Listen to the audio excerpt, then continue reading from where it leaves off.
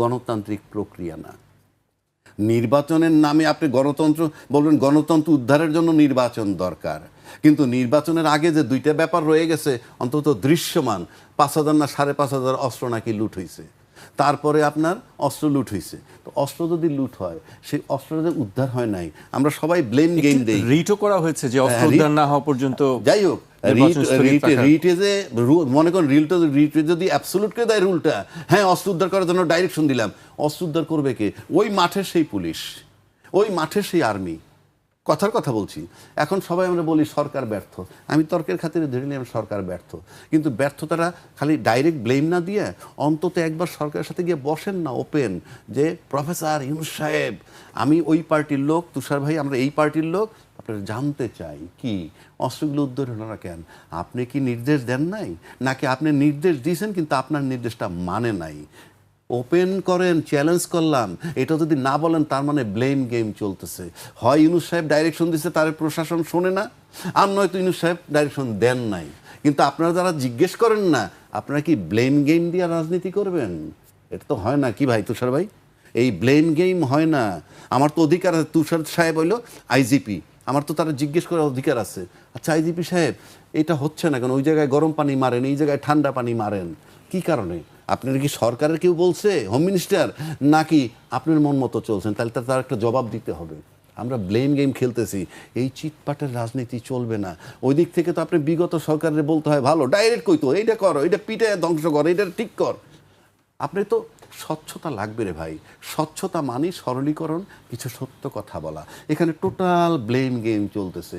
এর ব্লেম দেয়, ও এর ব্লেম দেয়, ঘুরে ফিরে একটা কথা হলো ইউনূস সাহেবের তাড়াইতে হবে। আমার কাছে বর্তমানে যেটা মনে হয়, আমাদের দেশে এই মুহূর্তে রাজনীতিটার মেইন উদ্দেশ্য, নির্বাচনের যে মেইন উদ্দেশ্য, নির্বাচনের মেইন উদ্দেশ্যের ক্ষেত্রে যদি আপনি যান, তাহলে যেই পরিস্থিতিগুলো বললাম, একটা পরিস্থিতিও নির্বাচনের পক্ষে না আজকে পর্যন্ত।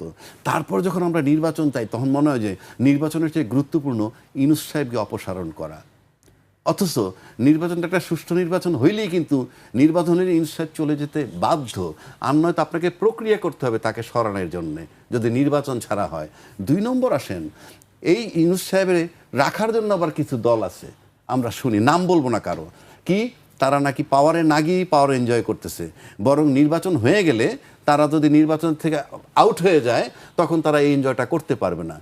এটাকে যেমন তার দিকের কথা বললাম, সুতরাং ইউনূস সাহেব থাকুক তাদের মতে।